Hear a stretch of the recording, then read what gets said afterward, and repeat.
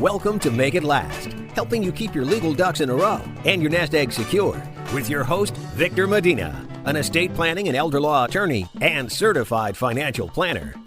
Everybody, welcome back to Make It Last. I'm your host, Victor Medina. Thank you for joining us. I am excited about this show. It's Make It Last, helping you keep your legal ducks in a row, your financial nest egg secure. It is a wonderful Saturday morning. If you're listening here live on the radio, and if you are a podcast subscriber, thank you so much for joining us on the podcast. Don't forget to leave a great review on iTunes if you like the show. Well, I don't know if you noticed, but we have new music. I'm excited about the new music. It's great. We're going to spice it up a little bit. I've got a good show for you today because one of the biggest questions that people have as they approach retirement is how are they going to generate income from their savings, or how are they going to make it through retirement based on, what they have, Social Security, pensions.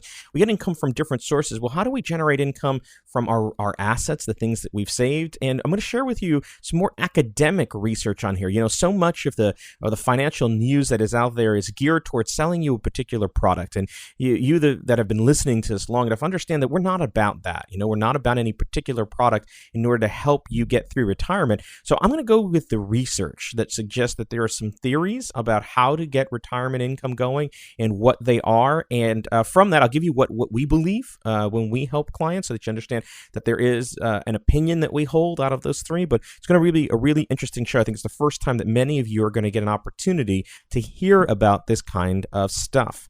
But before we get going here, a few quick notes on kind of news of the day. The first is, just some terrible, terrible news coming from the multiple hurricanes that have been hitting between Harvey and Irma.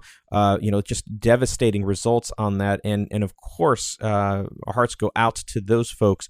I have family in Puerto Rico affected by that. In fact, I had a little personal emergency because I had my mom in Puerto Rico as the hurricane was bearing down on there. She was visiting some of our family and really worked hard to get out there. I have to give a shout out to my brother's wife or fiance's mother. So his mother-in-law, who was able to secure a flight for her to get out of Puerto Rico and into Atlanta, from Atlanta into White Plains, and get out of the harm's way of the storm. So big thanks to the family members that helped out with that, but lots of devastation from there and lots of cleanup coming up. So hopefully everyone will be and continue to be okay. We got to keep an eye on that. The next news of the day, which is more apropos for this show, is really about the introduction to proposal of delaying the fiduciary rule. So, get out your horses and your soapbox. I'm getting on mine and I'm riding mine. This fiduciary rule has been something that I have been shouting from the rooftops, and I've been shouting it from a couple of different vantage points. The first one has been my plea to you to not rely on the existence of the fiduciary rule to think that all of a sudden the advice that you're getting is conflict-free.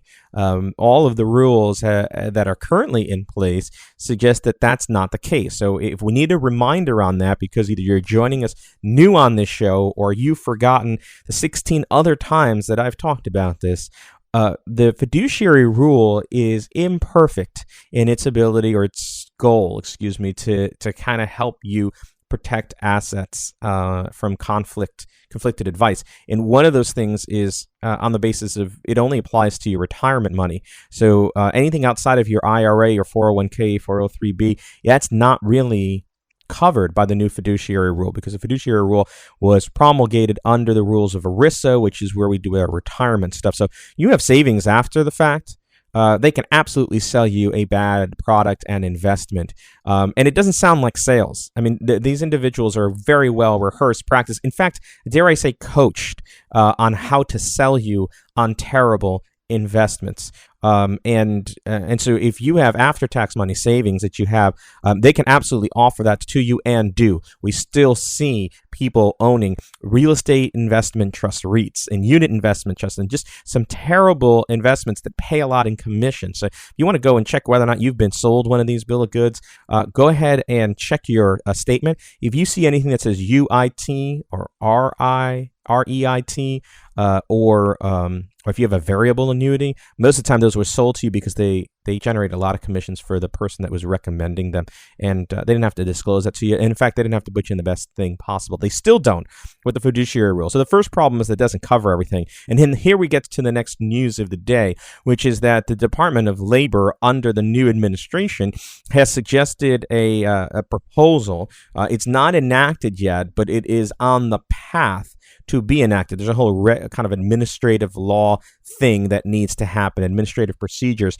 where they're going to delay the full implementation until July of 2019. So another 18 months worth of a delay. Now, let's review where we are. On June 9th, 2017, a ramp up of the rules was put in place. So we had a kind of like the fiduciary rule light that was put in place in June. And in January of 2018, we were ready to go full bore on the fiduciary rule. In fact, most of the financial companies were re-engineering their practices to conform to it. By the way, I mean, like, the whole idea that they have to re-engineer what they're doing should be hint enough to you that they were raking you over the coals for the advice that they were giving you before. In fact, these are the largest firms that you have the most comfort with. And me being my own lawyer here for a second, I can't name them. I won't name them. But, if you think about the largest wirehouses, the investment houses, the places you think are out there, managing the most money, these are the people that have been the most egregious in their violations of what the fiduciary rule is supposed to be. And so they've been re-engineering their practices, ready to launch essentially on January of 2018. And here we come with a new rule that will delay it another 18 months. And so we will still live in the rule of fiduciary light for at least another 18 months if it's put through. And then after that, supposedly we'll have the full rule. But here's the thing. If you're reading the political tea leaves, this is a step to repealing the fiduciary rule altogether, right? So if they're able to kick the can down the road another 18 months, it gives them the space on a congressional basis to pass a law to overturn the fiduciary rule. So the fiduciary rule was a we call it a rule, by the way, because it is underneath the Administrative Procedures Act, right? So it's underneath a regulatory agency under federal law, and so they promulgate rules. So we call it a fiduciary rule, and this rule was promulgated the right way. In other words, it stands up to constitutional scrutiny about the way that it was put in place. It dotted every I and crossed every T. So it's going to be very difficult for them to undo it on a rules basis or on a legal challenge. But one of the ways that they can undo it is simply just to pass a new law. Okay, the statute overrides any of the rules. So now, reading the political tea leaves, we have delayed the full implementation for 18 months, which now gives us the congressional space to draft a law that will essentially render the fiduciary rule meaningless. And those are your elected officials being lobbied by special interests who are really interested in their business model that allows them to make a lot of money on your money and not give you the best possible advice. Now, that's the majority. That's the majority of financial advice that's out there. There is a minority of advisors who are fiduciaries by their own volition. There's no rule asking me to be a fiduciary. We are fiduciaries. I'm a fiduciary when it comes to being a lawyer. I'm a fiduciary when it comes to being a financial advisor because I have chosen that because it's right for the client. And you deserve that kind of advice as well. So I'm feeling myself get emotional about this. I should take a break. When we come back, I'm going to talk to you about retirement income. It is, in fact, one of the most important things that you can do in terms of getting yourself set up to get a peaceful retirement. And we're going to talk about 3 different strategies and 3 different approaches to doing that. So stick with us on Make It Last, and we'll be right back. Hey, it's Bert. I hear a lot from people that the one asset they're most interested in protecting from the devastating cost of assisted living or nursing homes is their own home. The team at Medina Law Group can meet with you to discuss options to help protect that home, including their special Home Sweet Home Trust. It's designed specifically to protect the value of your home in the event that you need long-term care in the future. Just call the experienced elder law attorneys at Medina Law Group at 609-818-0068 to learn more, including your chance to schedule a free consultation. You can also visit MedinaLawGroup.com to learn more about protecting your assets and the Medina Law Group team. For peace of mind and a solid foundation, call Medina Law Group at 609-818-0068 or visit MedinaLawGroup.com. All right, everyone, welcome back to Make It Last. Today's show is going to be about retirement income planning and specifically how you can use academic theories to help you plan for your retirement income. Now, I was made aware of these mostly because over the course of my legal planning career, most of the folks that finally pay attention to their estate planning, the ones that realize that they're not going to live forever, are people who are facing retirement. And they say, okay, it's time to be a grown-up now and reevaluate my estate plan because I got a will when my kids were born, but that named guardians and I lost touch with those people. So it's time now to review this and put my adulting hat on and kind of make sure that my plan is in order. And so when I meet them on the legal side, they're looking at retirement, making retirement decisions. And retirement is one of the biggest decisions that you can make. There is a lot of time in your working career to make up for bad decisions. You take the wrong job and you take the wrong career path in your 20s. You have time to make a course correction if that's required.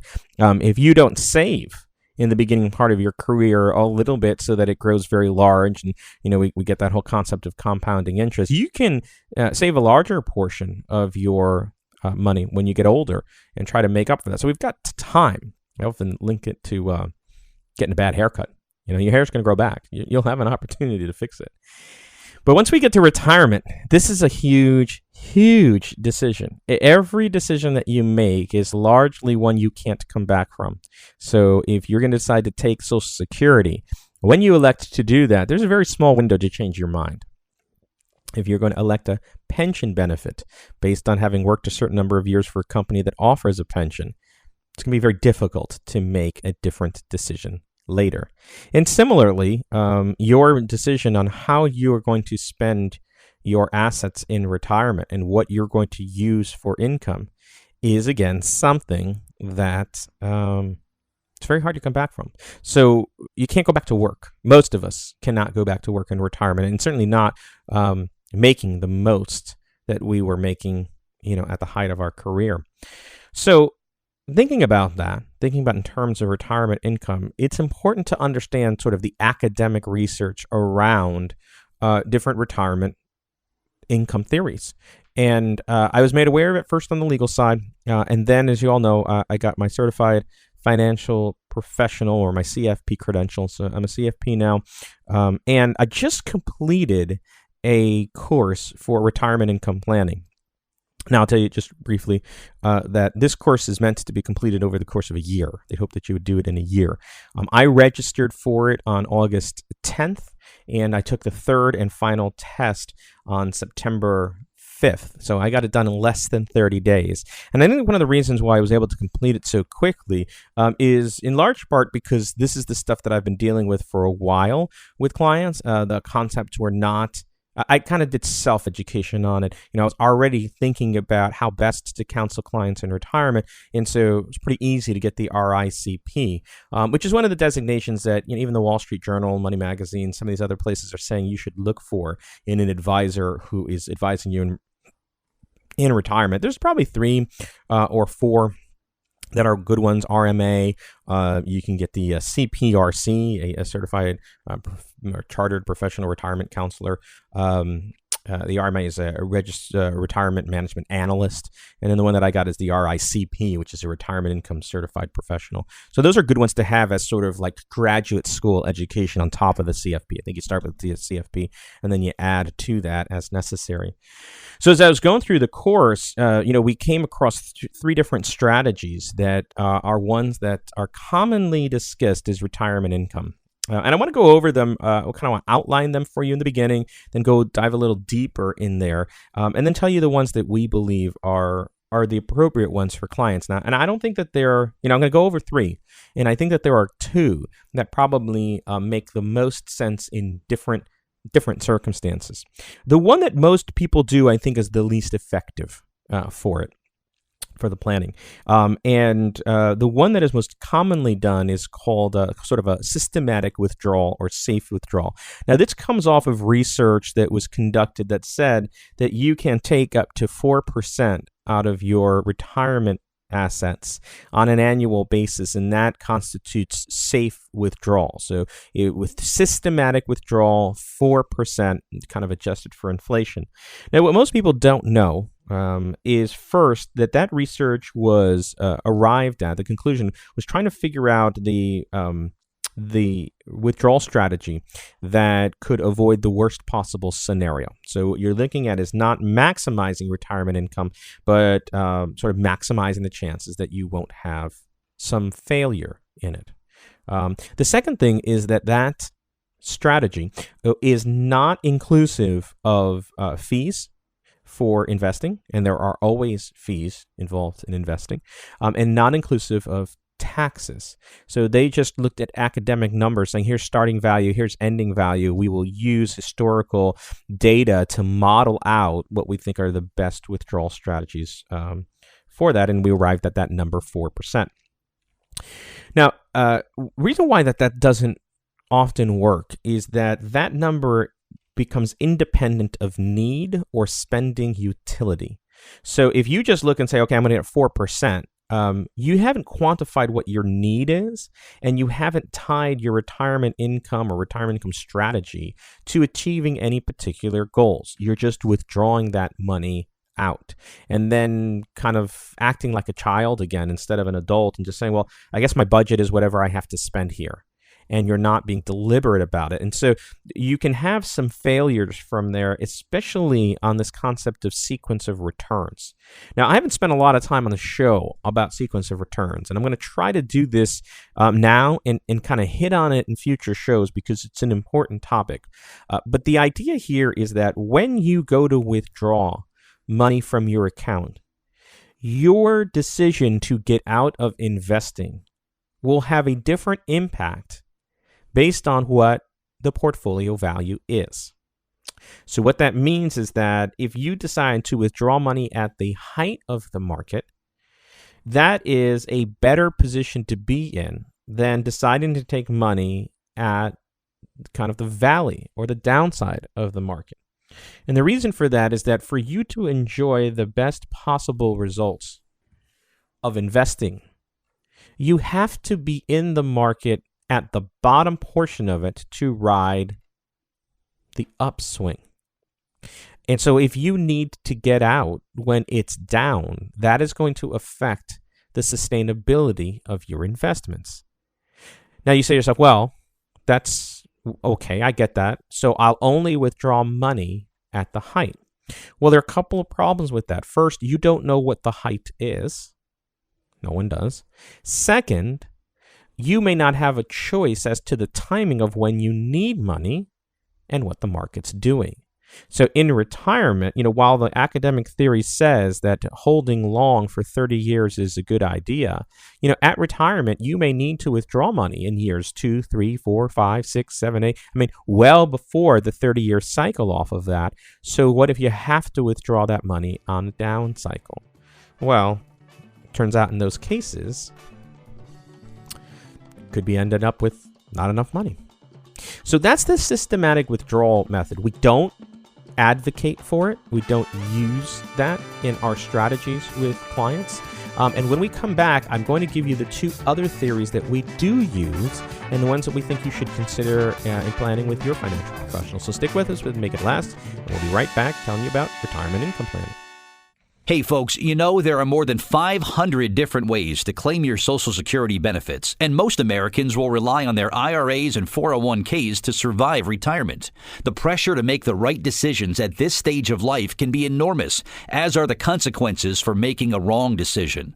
Victor Medina, host of Make It Last, is a certified financial planner that specializes in helping people in or nearing retirement. Working with families that have been diligent savers and who value a trusted advisor, Victor Victor is able to put together a customized total protection retirement plan that helps clients answer 4 important questions. Can you afford to retire? Are you overpaying your income taxes? Can your portfolio be improved? Can you eliminate or reduce threats to your retirement? It's never been more important to make sure your ducks are in a row, and it's never been harder to make your nest egg secure. The time to act is now. Call 609-476-9269 or email info@privateclientfamily.com to schedule your no-cost, no-obligation first meeting and get on the road to total protection. Everybody, welcome back to Make It Last. Today we've been talking about retirement income strategies. I spent the last segment telling you about a strategy that most people use, but we think doesn't work. And it isn't the optimal strategy, which is just systematic withdrawal. Take out 4% every year and just use that as your retirement income. And remember, the reason why I don't think that works is that it's independent of any goals that you're trying to set or the need of what you have for retirement income. And it has the highest chance of failure because you could need or take out money at the time where you can least afford to do so, when the market's down and you need to be in the market for the rise up off of it. And we can't always time the market. In fact, it's been a whole other show telling you not to time the market. There's 2 other strategies that we think are really much more sound, and we recommend them in different situations. So it really has to do with how much wealth clients come to us with and what their needs are in retirement, and then based on that, we're able to recommend sort of a strategy for them. One of the strategies has to do with flooring, like you're flooring in like wood paneling and wood flooring, and the other one's bucketing. Okay. Now, flooring is a strategy in which you look at your mandatory and necessary spending. So that's going to be things like your housing costs, your food costs, medical costs, sort of the things that you are not discretionary. It's nothing to do with your travel, although I suppose it can if that's a mandatory thing for you. I have some clients that have to go on a Viking cruise every year, which is great for me because I get to hear about the cruises, and then I tell my wife about it. So this is what we're going to do when we go retire. But anyway, they have their mandatory spending, and then they have their discretionary spending. So the mandatory spending, it creates a floor of retirement income need. And so what you want to do is make sure that you have met that need by dedicating resources to that. So the first thing that you're going to do is you're going to look at Social Security, and you're going to maximize Social Security so that you are now kind of filling the cup of that need with guaranteed income. The next thing you're going to take a look is any pensions. And then to the extent that there's a shortfall, that you don't have enough money there to make the need, you will generate the need, you're going to meet that need with some of those retirement assets so that you never have to worry about your mandatory spending. So many times that's in a form of an immediate annuity or deferred income annuity, form of bond ladders that are going to pay out interest income. But the idea is that you have met the floor of your spending needs in retirement, and then you use the rest of the assets on discretionary spending.